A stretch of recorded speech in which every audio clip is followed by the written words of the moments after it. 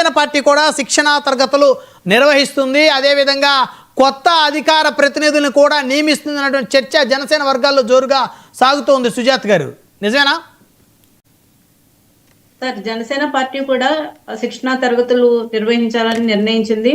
పవన్ కళ్యాణ్ గారు ఇటీవల వైజాగ్ లో జరిగిన మీటింగ్ లో సేనతో సేనాని అనే కార్యక్రమం ద్వారా కొత్త వారికి అవకాశం ఇవ్వాలని, యువతలో ఉన్న ప్రతిభను గుర్తించి వాళ్ళు ప్రజలకి ఏ విధంగా గ్రౌండ్ లెవెల్లో వాళ్ళు ఉపయోగపడాలనుకుంటున్నారు, సేవ చేయాలనుకుంటున్నారు, వారికి ఏ ఏ రంగాల్లో నైపుణ్యం ఉంది, వాళ్ళకి ఏ ఏ రంగాల్లో ఆసక్తి ఉంది, అంటే ప్రజల తరపున మాట్లాడడానికి, సేవ చేయడానికి వాళ్ళకి అవకాశం ఇవ్వాలని, కొత్త తరం రాజకీయ నాయకులను తయారు చేయాలనేది పవన్ కళ్యాణ్ గారి కళ. కాబట్టి ఆ విధంగానే మెరికల్ లాంటి పిల్లల్ని, మెరికల్ లాంటి యువతని అదే ప్రజల్లోంచి తీసుకోవడమే కాకుండా కొత్త నాయకులు, ఆల్రెడీ పార్టీలో చాలా మంది కొత్త నాయకులు చేరారు, ఇంకా చాలా మంది పార్టీలోకి వచ్చే అవకాశం కూడా ఉంది. కాబట్టి పార్టీ నిర్మాణాన్ని సంస్థాగతంగా గ్రౌండ్ లెవెల్లో నుంచి, అంటే గ్రామ స్థాయి నుంచి కూడా పార్టీని పటిష్టం చేసే దిశగా, అలాగే పార్టీ యొక్క సిద్ధాంతాలు కానీ, పార్టీ ప్రజలకి ఉండాల్సిన చెరువులో ఉండాల్సిన, ఏ విధంగా చెరువులో ఉండాల్సిన అంశాలు కానీ క్లియర్ గా, అంటే ఎవరు కూడా ఎక్కడ కూడా మా పార్టీ లైను సిద్ధాంతాలు తప్పకుండా ఒక తాటి మీద నడిచేటట్టు మేము మా పార్టీలో మొదటగా ఏంటంటేనండి, ప్రజలకి ఎంత ఉపయోగపడుతున్నాం, ప్రజలకి ఏ విధంగా సాయం చేస్తున్నాం, వాళ్ళ తరపున మన వాదన ఏ విధంగా వినిపిస్తున్నాం, అలాగే సొంత నాయకులు తప్పు చేసినా కూడా క్షమించకూడదు అని చెప్పి పవన్ కళ్యాణ్ గారు మొన్న మన రాజాల్లో జరిగిన మీటింగ్ లో కూడా చెప్పారు. అంటే మీకు ఏదున్నా, ఏ ఇబ్బందులున్నా మీరు స్వయంగా వచ్చి చెప్పొచ్చు. అటు టీడీపీ నాయకులు ఉంటే టీడీపీ నాయకుల నాయకత్వం దగ్గర చెప్పొచ్చు, ఇటు జనసేనలో ఉంటే జనసేనలో చెప్పొచ్చు. అంత క్లియర్ గా, ఓపెన్ గా పవన్ కళ్యాణ్ గారు చెప్పారు. ఇదివరకు మనం ఒక ఎమ్మెల్యే దగ్గరికి వెళ్లి కలవాలంటేనే ఎంతో ఇబ్బందులు, సామాన్యుడు వెళ్లి కలిసే పరిస్థితులు కాదు.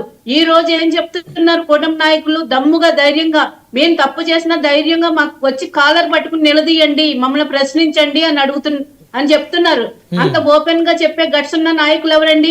అది దమ్ము ధైర్యం అంటే. మీరు అన్నారు ఇందాక, జ్వాలాపురం శ్రీకాంత్ గారు అవహేళన చేస్తున్నారు. మీరు 170 నియోజకవర్గాల్లో కూడా పార్టీని నిలబెట్టలేని, అభ్యర్థులు నిలబెట్టలేరు అంటున్నారు. బీజేపీ గురించి చూడండి, బీజేపీ చరిత్ర చూడండి. 2 ఎంపీలతోటి మొదలైన ప్రస్థానం ఇప్పుడు ఏకదాటిన అధికారంలో ఉంటుంది.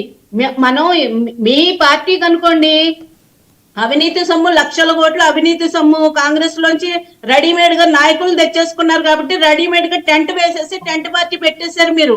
మా పార్టీ అలా కాదు కదండి. ఒక్కొక్క మెట్టు మేము నిర్మించుకుంటూ వస్తున్నాము. మీరు అవహేళన చేయడం మానేయండి. మేము చెయ్యాలంటే మిమ్మల్ని 11 వచ్చినాయి అని, మీ పార్టీ మూసేస్తున్నారని, మీ జగన్మోహన్ రెడ్డి గారు జైలుకి వెళ్ళిపోతారని ఇవన్నీ అనొచ్చు. కానీ మేము ఎందుకు అనట్లేదు? మా సంస్కారం అది, మా పార్టీ సిద్ధాంతాలు మీరు సార్. అంటూనే మళ్ళీ మేము ఇవన్నీ అనొచ్చు అని అంటున్నారు. కాదండి, మేము ఇప్పటి వరకు గెలిచిన తర్వాత మేము మా పార్టీ నాయకులు కానీ మేము కానీ ఆ విషయాలు ప్రస్తావించాం సార్. ఎందుకంటే ఇప్పుడు ఓడిపోయిన వాళ్ళని మేము గౌరవంగానే చూస్తాం. వాళ్ళు మాట్లాడాలని, ఇవ్వాలి కదా, అందరూ రాజకీయాలు చేయాలని మేము మొదటి నుంచే చెప్తాం. ఇంకొక విషయం ఏంటంటే, మమ్మల్ని 2019లో ప్రజలు మమ్మల్ని నమ్మడానికి కొంచెం టైం తీసుకున్నారు. అదే 2024 వచ్చేటప్పుడు పోటీ చేసిన ప్రతి చోట గెలిపించారు. మేము ఒక్కొక్క మెట్టు ఎక్కుతూ వస్తున్నాం. మీలాగా పేక మేడలు కట్టుకోలేదండి. పేక మేడలు కట్టుకుని ఒక్కసారి ఒక వెలుగు వెలిగి తర్వాత భూమిలో కలిసిపోయే పార్టీ కాదండి జనసేన. ఈ మాట గుర్తు పెట్టుకోండి శ్రీకాంత్ గారు. మీరు అవహేళన చేయాలనుకుంటే మేము కూడా చాలా చేయొచ్చు. వద్దులేండి. ఇప్పుడు వారు మిమ్మల్ని ఏమన్నారు, 175 నియోజకవర్గాలు మీకు అభ్యర్థులు లేరన్నారు. వారికి ఉన్న వాళ్ళకన్నా మీకు డబుల్ అసెంబ్లీ స్థానాలే ఉన్నాయి కాబట్టి ఇక వారిని వదిలేసేయండి దయచేసి. శ్రీకాంత్ గారు,